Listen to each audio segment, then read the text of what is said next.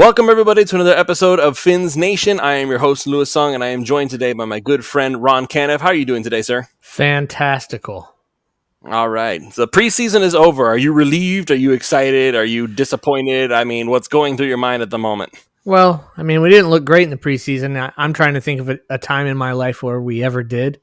So that's Probably last season against Manny's Eagles. We well, looked one, really I good meant, against that. yeah, a game here and there, but I meant in general, when I look back at a preseason and think about the starters and, oh, they all look so good the whole preseason. I've yet to ever see that. So maybe no team ever sees that. I know there are teams that do, but anyway, hopefully the season goes better than what we saw in a lot of things in the preseason, especially last night on defense. All right. So we're going to talk a little bit about all that, and especially regarding some interesting news we got considering some of the Dolphins' current defensive players, including Zach Sieler and, of course, Christian Wilkins. I have some thoughts about all that, and I'd be curious to hear what you have to say as well, Ron. But before we get into all that, just want to go ahead and mention that, as always, this show is brought to you by our good friends over at U-Brake Wheel Fix. U-Brake Wheel Fix is the complete automotive wheel solution. Ever parked too close to the sidewalk curb? U-Brake Wheel Fix specializes in the repair of damaged wheels from bends, cracks, and curb rash. Or maybe your wheels are faded or peeling. You don't need to replace them, as U-Brake Wheel Fix can refinish them to like new. Offering complete refinish options through powder coating, machining, and polishing, U-Brake Wheel Fix is the answer to all of your wheel needs. And if you're just looking to give your ride a new look, U-Brake Wheel Fix also offers many car customizing options, such as new custom wheels and tires from your favorite brands, performance upgrades, window tinting, and suspension modifications. Located just south of Aventura, you can reach Mark and his staff at 305-748-0112 or online at ubrakewheelfix.com.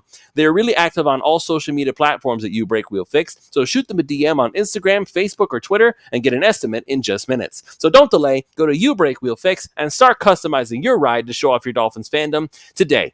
This show is also brought to you by PrizePicks.com. PrizePicks.com is a revolutionary fantasy platform where you can now pick up to 6 different players across professional sports leagues. Whether that's the NFL, the NBA, or the MLB, one of each maybe. It's up to you to decide. Just choose whether your chosen player will get more or less in their projected stat. They give you free squares over there, such as the Dak Prescott square, which is currently live for September 10th. You can go ahead and take advantage of that. They also have Taco Tuesday promos where you can get discounted props. And of course, there's Flex Friday where you can get your money back if you lose or multiply the amount of money you can normally win. And as a matter of fact, I finally won my 6-player Flex Friday prop, and I won a cool $500 on that one. So if you want to go ahead and get on that, use the promo code 5, that's FIVE, and they will match up to $100 on your initial deposit when you sign up. Again, the promo code 5, FIVE. Go to PrizePicks.com, deposit your $100, let PrizePicks give you $100 of their dollars for you to play with, and get started winning like I did today. I've been waiting so long to be able to talk about that. I won the $500. Oh, you won today? I won. I won Flex Friday. Again, the thing with Flex Friday is that you can bet up to $20 and they'll give you the 20 back if you lose. But in this case, I didn't have to get the 20 back because I actually won $500. So I'm very excited about that. I'm just gonna stash that away for a rainy day. You never know. You never know. So That's what I do. Is I bet big on Flex Friday, and then up until then, it's just small bets just to incrementally get my wins in. So anybody who wants to get on that, absolutely can. Now, however, what I want to talk about is not my Flex Friday victory. I'm not going to just brag about that for a whole 20 minutes. What I want to talk about right now is the whole situation going on with the defensive line. Anybody who watched the game against the Jacksonville Jaguars, this preseason game, and for anybody who may be wondering, are we going to talk about David Davis? Quick update, he's out of the hospital. He is fine. So it was a big scare, but it looks like he's going to be okay. So very, very good news on that front. But what I want to talk about right now is just how easily the Dolphins' defense was gashed by the likes of Travis Etienne and Tank Bigsby and those guys. They were just running roughshod all over them, and that is with a lot of starters out there on defense. Now, most of the starters, except for the defensive tackles, were out there. Which is the big difference maker. The fact that Zach Sieler and Christian Wilkins were not in on defense. Both of them were out. It was Brandon Peely. It was Raekwon Davis. There were some other guys in there who were attempting to contribute. Josiah Bronson. But none of those guys are anywhere near the caliber player that Christian Wilkins and Zach Sieler are. Either of them. And it was plainly obvious to anybody who was watching how much this defense demands that those two continue to be beasts at the defensive line spot. It's like you needed them, both of them, to be doing what they're doing for this defense to function. When I talk about how Christian Wilkins is the heart and soul of this defense and he's basically the anchor of it all, that is what I'm talking about. If you want Vic Fangio's, especially now with his zone defense and everything, you need Christian Wilkins in there to wreck the offensive lineman now more than ever. You need him to continue to be that dominant force up front, because if he's not, then all you really have to do is just keep running the football over and over again, and you're just going to get those yards one way or another. Now, I grant you, Jerome Baker made a fantastic play near the goal line. Forced a fumble out of Tank Bigsby, and then Javon Holland scooped it up. That's what the defense is designed to do. Just force you to keep making little incremental things until eventually you make a mistake, and then the Dolphins can take advantage of it. So very much bend, don't break in that regard.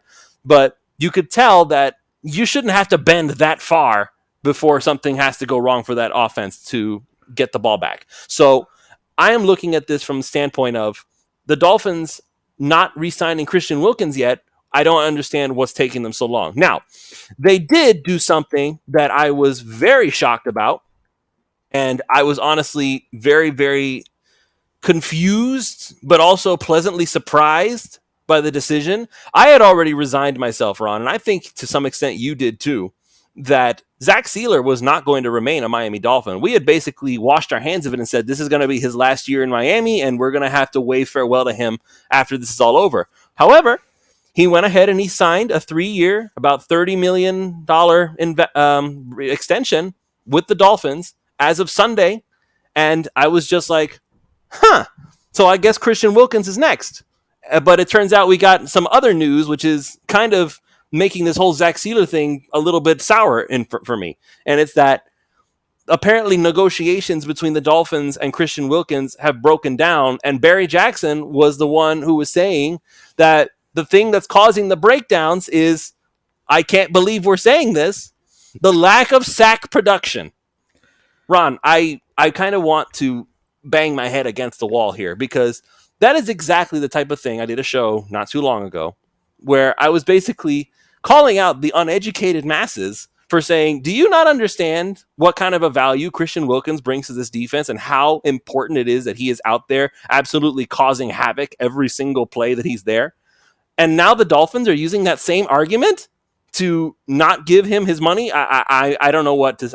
I'm kind of upset. Like, honestly, I'm looking at Chris Greer and saying, yeah, you gave Zach Sieler his money, but hello, that's only one half of the duo. You need both of them. So I'll go ahead and let you talk, Ron, because I think I've monologued long enough. I'm gonna start with the Sieler signing. That's awesome. I think we got another good deal. That's twice now that I feel Sieler has chosen a little less money to stay with Miami, truly taking a home team discount. So I'm happy about that. And I do still think we're going to end up figuring out with Wilkins. So we now have Sieler longer than I thought, because I really thought he was going to be gone at the end of this year. So that's exciting.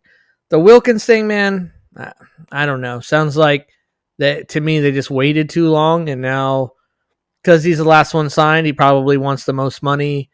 And maybe he's not quite as good as some of those other guys, Quentin Williams. I don't think he's quite there. I mean, he's good, but is he? Should he be the highest paid defensive tackle? Should he make more than Aaron Donald? Yeah, I don't know about that.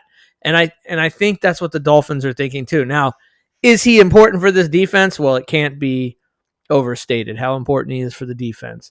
Does he deserve a big payday? Absolutely. But if he's asking for the top defensive tackle in the league money, I get why the Dolphins are a little hesitant. And he's been excellent, but he really didn't explode off the page till last year. I mean, he was really good before, but it's really been one huge year that so I don't know if maybe they're thinking they want to see another year. I don't want to see it go another year. I really hope that they do get this done right now, but that's what I think the argument is now, and probably what the thoughts are from the Miami side.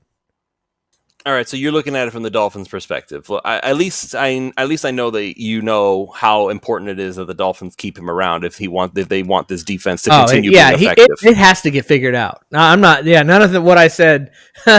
Make sure you know it has to get figured out. He is the anchor of the defense, in my opinion, and he is also critical to the locker room in general, not just the play on the field. He's an important piece of this team and this defense. Yes, I think he's even their player ambassador. When he was out there with the whole David Davis drama, the guy they called out to discuss the whole situation, it was Christian Wilkins.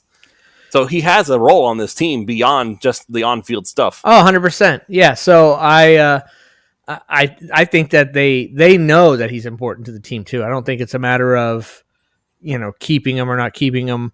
I wonder if anybody's even made some calls on him. I'm sure they probably have, right? Because anytime you see a really good player going through contract negotiation, good GMs pick up the phone and make a phone call. I would imagine they have, and we've heard no murmurs of anything about Miami's entertaining any kind of trade or anything like that. So we know we're not there. It's just a matter of getting this thing figured out, meeting in the middle somehow, somewhere. We don't know exactly what all the specifics are, of course. So, well, again, like Barry was reporting, Barry Jackson, Miami Herald, longtime Miami Dolphins and pretty much everything else in Miami reporter. The thing he reported was that the language that we were discussing was the lack of sack production. Now, I grant you that guys like Aaron Donald and Quinnen Williams, they've gotten more sacks than Christian Wilkins. I cannot dispute that. Those are facts. I can also give you some other facts that Christian Wilkins has more tackles for the past 2 seasons than any defensive lineman. Not forget defensive tackle, defensive ends, anything. He has more defensive line tackles than anybody else in the entire NFL for 2 seasons straight. 16 tackles for a loss just last year alone. And yes, like you said, this is the first year that he's really jumped off the page, for lack of a better term, but that doesn't mean that he wasn't effective before. What we were just seeing was that he was just continuing to grow in the offense, and he's every year he gets better and better and better, and he's contributing more and more. This was the kind of argument that we were having way back during his rookie season. I remember that there was times when we were looking at Christian Wilkins and thinking, oh, he's a bust. He's not getting sacks like we were hoping he would. And I still remember, to this day, when he was back in Clemson, his job was not to be the guy getting all the sacks. Well, the defensive tackle should never be the guys whose job it is to get all the sacks. But that's what we're demanding of him. But the really, really top echelon ones do still get sacks, and I think that's where part of the conversation comes in. Yeah, no, okay, defensive tackles are not put on a line to get sacks, but the really, really best of the best ones will have some decent sack numbers. Right, but here's my point, though. Just because he wasn't getting the job finished, for lack of a better term, like he was always in the backfield, Ron. Oh yeah, always. He's always he's a menace. He's blowing up plays all day. Absolutely. Yes, he's chasing down running backs. He's chasing down wide receivers. He's chasing down quarterbacks, and yeah, the quarterback most of the time manages to get the ball away from him. But that's not because that doesn't mean that. If you want to call it anything, call it a pseudo sack if you want. If the quarterback is dead to rights and the only thing he can do is get rid of the ball before he gets crushed by Christian Wilkins, Christian Wilkins should not get punished because, you didn't get to him fast enough. Like you know what I mean? I think the point you're making incorrectly is that Christian Wilkins is a really, really, really good to great player, right? Yeah. Okay. And I think, is he the best defensive tackle in the NFL? That's Aaron Donald. Nobody else comes close. Okay. But here's what Miami gets for waiting. Guess what? Whether you're the best or not, the last guy usually gets the biggest paycheck. That's kind of how it works. So it's Miami's fault partially for letting this drag out too long and letting other guys get their money, because I think Chris Greer is trying to be the first GM in NFL history to have this many, high paid players and figure out how to keep them all. I know that's what he's trying to do. I get what he's trying to do, and not have to have a good team for 2 years and then blow it up because of what you had to do with contracts. I know that's what he's thinking. However, they let this go too long, and now he's probably expecting top of the a top echelon or to be the highest paid defensive tackle. And Miami's not ready to do that because they don't think he should be. But I mean, he's the last guy, right? That's how that works. So usually you'll see it happen. It's almost like they collude, but collude in a good way. Like you've seen it with the quarterbacks, right? So you saw, forget Watson in his contract. That's just the Browns being desperate, right? So we saw Lamar get his money. I don't remember the exact order. I believe we saw like three quarterbacks get their money, right? I know Lamar got his money and Herbert got his money and somebody in between somewhere got their money. I don't remember who. Wasn't it Joe Burrow? No, not yet. See, that's the thing. He hasn't gotten his money yet. Oh, he hasn't gotten his money yet. So he'll be the next guy. And they kind of all went in order of how good they are, or at least they're considered, throughout the league of how good they are. And so the last guy, because Mahomes already got a big contract a little while back. So he's not part of that little group there. Now we come. Oh, yeah, Hurts. That was the one. Oh, so Lamar got his money. That's right. Hurts got his money. And Herbert got his money. And now Joe Burrow's going to get his money, and each time it's going to go up some. And Joe Burrow's probably going to $500,000 or $1 million more than Herbert got. Two is a separate story because of the injury and health stuff. That's why he's not part of this little group. So it's kind of the same thing with the defensive tackles. You see them kind of go in order of how good they are and get signed like that. And Miami just didn't fall in line. So now you still have Christian Wilkins out there probably wanting to make the most money. So Miami did this to themselves a little bit, but I don't specifically know how reasonable or unreasonable Christian Wilkins' asking price is either. It's really hard to know. Well, I'm just looking down the list here, Ron, right? And I'm just looking at it to see, like, here are all the guys who most recently signed their deals, right? Mm-hmm. So here you have Javon Hargrave, defensive tackle, San Francisco 49ers. He signed a deal this year for 4 years, $84 million, and it's $21 million per year. Okay. Yeah. Dexter Lawrence, that's the guy, right, that everybody was comparing. He's 25 years old, 4 years, $87.5 million, $21.875 per year. Okay, got it, cool. Darren Payne, defensive tackle, Washington Commanders, 4 years, $90 million, $22.5 million per year. Jeffrey Simmons, defensive tackle, Tennessee Titans, 4 years, $94 million, $23.5 million. Mm-hmm. And now here's the big one, right? Quinnen Williams. Here's Quinnen Williams. Yep. He has the most value overall on his contract. Like he has the biggest number. He has the biggest number. Mm-hmm. But watch this. I want to talk about being the best. Quinnen Williams, 4 years, $96 million, $24 million per year, and $66 million in guaranteed cash. Okay. Cool. Aaron Donald, he signed his last year. Yeah, and he's like second and highest. He's like 93. He's at $95 million. 95, total. Yeah. So he signed a 3-year deal. Yeah. He signed a 3-year deal, though. Yeah, he signed a 3-year deal because he's $1 million less with 1 year less on his contract. So he got $31.6 million per year. Yeah, and Wilkins probably thinks he should be getting 24 or 25 million. And I give him that, though. Miami probably thinks he should get 20 million. Somewhere in there. But 21 million. Ron, that puts him underneath even DeForest Buckner. Say and 20, by the way, Chris so 21 or 22. And he probably thinks he should get 25. And that's probably what they're mostly arguing about. That's my guess. I don't know for sure, but I'm just thinking that's somewhere in that range is probably where the gap is. It's a few $1 million a year. However, is he should he make more money than Quinnen Williams? I see why Miami doesn't think so and would rather see him do what he did last year another year. Or maybe he can get more sacks, become more value that way, and then earn his $25 million. That's what they're thinking. But he's saying, hey, all my compadres that got drafted with me got their deals. Now it's time for my deal. This is the year you do it. So, it's an interesting situation. I think the big question now is, because you and I can't predict and can't know what's going to happen with the contract, and we've beat that to death, is this guy going to show up week 1? Or is he going to hold out? I would hope that, because the kind of character that we've seen from Christian Wilkins in the past, would tell, like, I thought for sure he wouldn't do what he was doing at training camp, that he would hold in and say, I'm not going to practice anymore.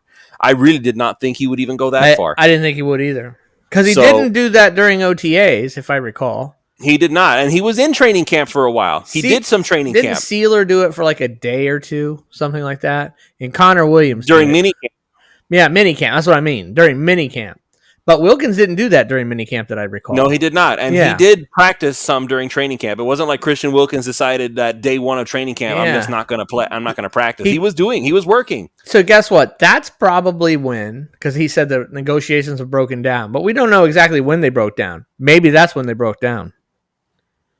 When he all of a sudden he just wasn't practicing, when we weren't really aware that was happening, or it kind of was happening and we weren't noticing, but I imagine we would have noticed. So that's interesting. I'm just nervous that he's not going to play week one. Man, we need this guy.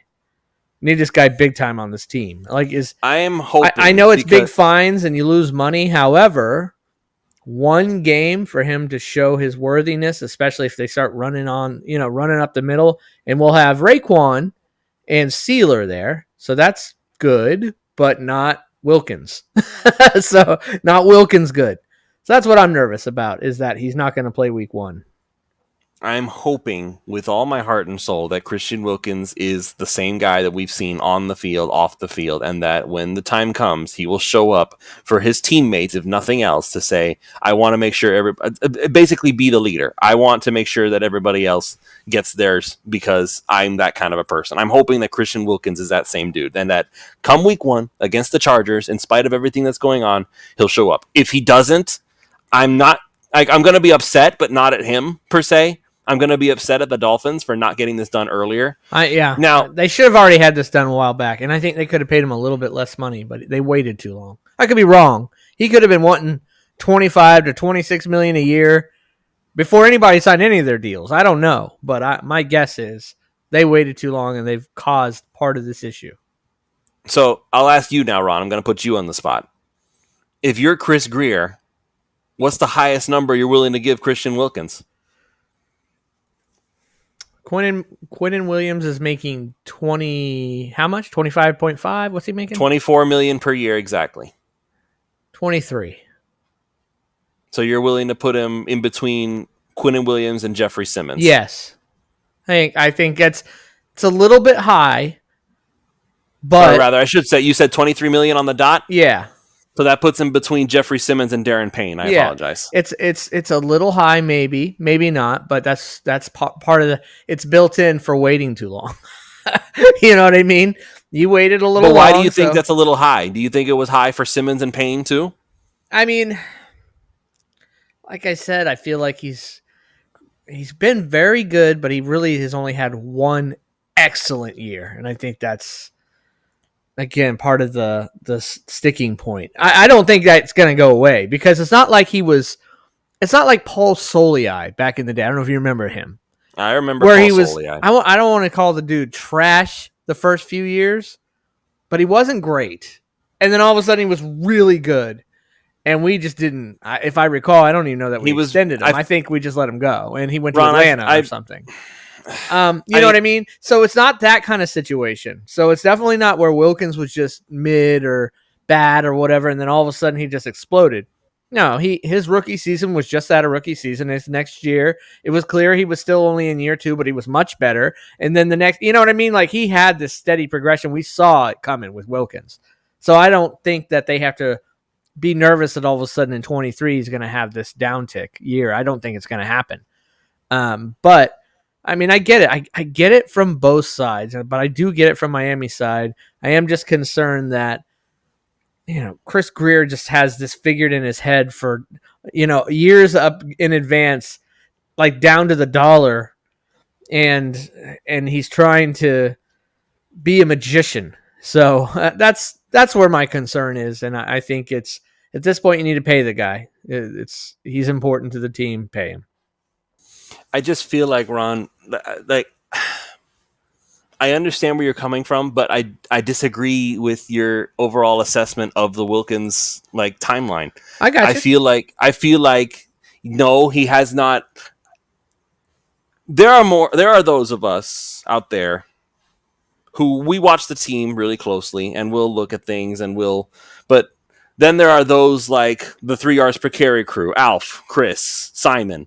They will go out and they will watch the games over and over again to really analyze what's going on, right? Mm-hmm. Like they know whose assignment is who, what was the role, what was they supposed to do on each play. Like they know that stuff more. I want to spend time and learn from them on that front. But what I'm looking at here is that I feel like with everything that we've learned about Christian Wilkins, it's like Wilkins has always been good. He's always allowed for other players to get the job done. And that is exactly to the letter what his role was in Clemson. That was what he was. That was his role, Ron. He let Clelin Ferrell get his. Repeating what I said before, that's what the defensive tackle's role is. Their role is not to go out and get all the sacks. As they clog up the middle, get a buttload of tackles, get some TFLs, and the really, really, really good ones get decent sack numbers. The best of the best will also get sacks in there too. Wilkins wants to be paid best of the best, but the best of the best also get sacks. So I get it. I get it from Miami's perspective. I know what his role was, but that's what a defensive tackle role is. That's just what it is. Raekwon Davis is a great example. When he first came to Bama, he was lighter. His role was to go get sacks. That's what he did. Then they either wanted him to put on or he put on a bunch of weight, went to the middle, was a defensive tackle, clogging up, still excellent, but did not have the sack numbers. Dropped to the second round when we drafted him. You know what I mean? That's what the defensive tackle role is. So I just at this point hope he's there week 1. We can't control you and I can't control anything else, and we don't have intimate details of what's going on. So I just really hope that it's not a situation where he holds out week 1. I'm a little concerned about it now. I would like to point out to everybody, and I don't know if maybe this will change your thoughts on anything, Ron, but in 2018, Daron Payne had 5 sacks total. Mm-hmm. 5 sacks. In 2019, he had 2 sacks. Mm-hmm. In 2020, he had 3. 2021, he had 4.5. Only in 2022 did his numbers somehow explode and he got to 11.5. Which is a lot for a defensive tackle. Which is a lot for a defensive tackle. Yeah. So, but that 1 year is the year that decides whether he's worth the amount of money he gets. Okay. What about Christian Wilkins? I mean, he's had I will go into Christian Wilkins' numbers. I will go into Wilkins' numbers. But if we're going to play this game of, well, so-and-so's got sacks, well, okay, let me just take a look here. Dexter Lawrence, he's a nose tackle. Maybe he has a different role than Christian Wilkins, who's technically not a nose tackle. Dexter Lawrence just got a massive payday. Again, reminder, 4 years, $87.5 million, $21.875 per year. All right? Mm-hmm. What are his stats? 2.5 sacks in 2019. 2020, he got 4 sacks. 2021, 2.5 again. Only 2022, again, last season, 7.5 for Dexter Lawrence. So all it takes is 1 year of a lot of sacks for a defensive tackle to suddenly be worth the amount of money that he gets. So we've seen his peers in that position explode on that 4th year in sacks. How many sacks did Wilkins have last year? Wilkins had 3.5. Yeah, but in 2021, his most was 4.5. Yeah, so but even then, again, he didn't have that explosion of sack numbers like the other guys did. No, he didn't have an explosion of sack numbers. He had an explosion of tackles. That's for damn sure. But no, that's what I'm saying though. That's what I was about to point out. Let me just go through the list of defensive tackles for the tackles, right? In 2019 for Christian Wilkins, 56 tackles. In 2020, 47. 2021, 89. In 2022, 98. Almost 100 tackles by him for Christian Wilkins. What was Dexter Lawrence? His most tackles for his entire career is 68. That was last year. 30 less tackles than Dexter Lawrence. How about Daron Payne? What was the most tackles he's ever had in his career? Last year, again, 64 tackles. Even if you add on his sacks, right? That would make it 75 and a half. That would make it 75 and a half tackles total. Yeah. That still doesn't match up, even close to Christian Wilkins. Yeah, so no, again, so that's why I get upset about this, Ron. That's why I'm passionate about this. Is that we're talking about sacks, like the sacks are the only thing that matters. If he tackles anybody but the quarterback, it doesn't count. Then what is your number for Wilkins? Like, what would I give Christian Wilkins? Yeah, what do you think the Dolphins should pay him? $24 million. Give him the Quinnen Williams contract. Okay. If he wants 24.5 just so he can say he's the highest paid per year, fine. I don't care. Okay. That's fine with me. But it's like, I guess we're gonna see soon, or hopefully we're gonna see what happens, one way or the other. At this point, just hope he shows up week 1. I'd love for them to actually get this figured out, but at this point, I don't know. Let's just hope he shows up week 1 because I know we didn't. I mean, I guess maybe we'll have to get to the defensive performance of Miami last night, a little bit on Tuesday, perhaps on Pulse. But yeah, we'll see because clearly we need him. I mean, that's for sure. I'm sure he was probably laughing inside on the sideline. Well, watching them gut us up the middle of that first drive. Watching the Jaguars run all over them like they were just right up the middle of that first drive. Of course, no Sieler either. I don't know if Raekwon played or not. He did. He did, okay. But no Sieler, no Wilkins, no good. Right? So because those guys are really good. They make plays.